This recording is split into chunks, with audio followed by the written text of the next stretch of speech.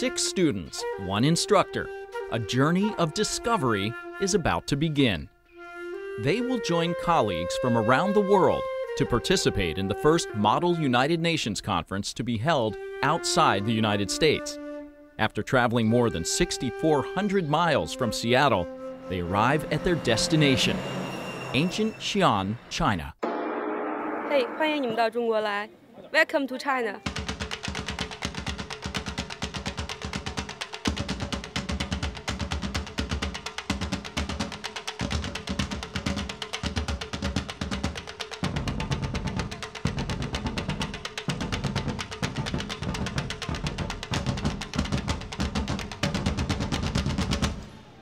Xi'an is located in northwest China and was the capital for 13 dynasties.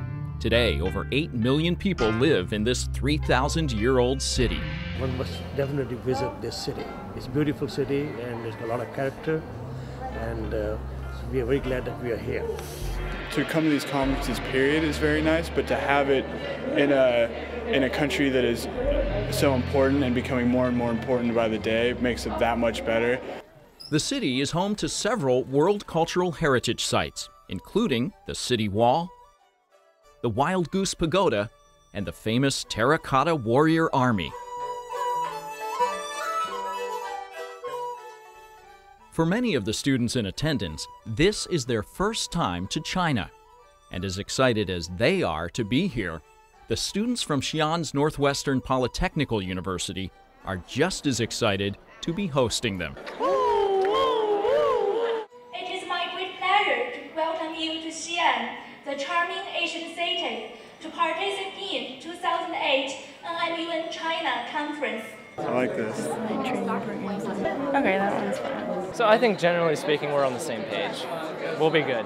The idea of Model United Nations might be familiar to an American audience through like mock trial or mock Congress, where people in high school or grade school try and be their legislators and pass a bill like they're in the state capitol. It's the same idea, but it uses the United Nations and international affairs as a way to teach about global issues. The Islamic Development Bank, and we believe that the success can be translated and expanded around the world.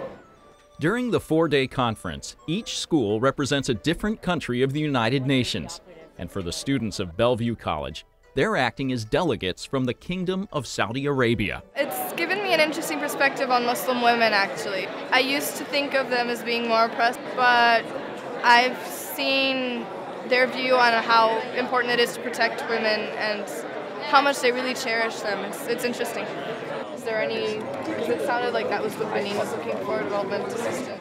By signing up for a program like this, you're saying that you're interested in learning from others. You're interested in learning about another culture, so come and be open to it, and you'll find some things that are wonderful and new and different, and some things that maybe you wouldn't want to be the same way in the US, but you'll learn as much about yourself and your own culture by comparison as you will about someone else. One thing you need to keep in mind is oversight for the countries that are receiving this funding. Right. Working on global issues firsthand with other students is helping expand the students' view of the world.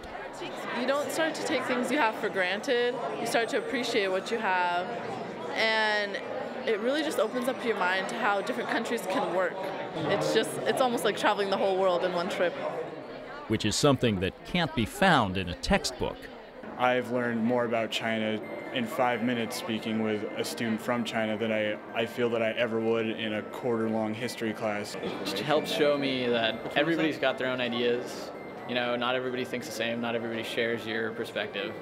And so being able to look at it from someone else's point of view just helps you understand that things can be thought of differently. What we need to do is cooperate with the United States and, quite frankly, most of the West. And the cultural education goes both ways.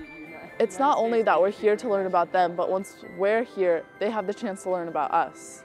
The world's getting smaller every day with communication and stuff like that. So, I mean, we have to understand what things are like on the other side of the world if we're going to be connected like that. And being a world citizen, to me, means, you know, knowing what things are like all over and not being a closed-minded individual. But maybe the greatest discovery is what students learn about themselves. I can do it. Most of my travels have been to places where I can either, you know, speak a little of, or at least understand and comprehend, or they understand and comprehend. Whereas here, in that first hotel, it was, I mean, there was the shock that, guess what, not everyone in the entire world speaks English, and some people don't speak any of it. Well, I think one of the immediate benefits that can be brought straight back home without, you know, any real evaluation in a sense is it brings out a real sense of independence. And this really, you know, forces you to figure out things yourself, make something for yourself. Everything you need to do, you need to figure it out. I don't think it marks it like we do in the U.S. This is north, so this is the street, so we have to go the outer way. Yeah, so we were good. Yeah. Which is why Bellevue College sends students out of the classroom to experience the world. Bellevue College is in a very unique location. We have a very unique community, and I think the community and the leadership at the campus understands that the student need to explore to face this new globalization, and this is part of the globalization, just to come to China and participate in an international conference. Bellevue College prides itself on its diversity and its international background, and what better way to show that than by sending students to China to meet with other international students and work on global problems. If I could share the opportunity that this whole trip has given me, I would give it to every single person. Just for one person to be able to experience this, no matter who they are, they would be extremely lucky, and they would carry that through them their whole lives, because I know I am.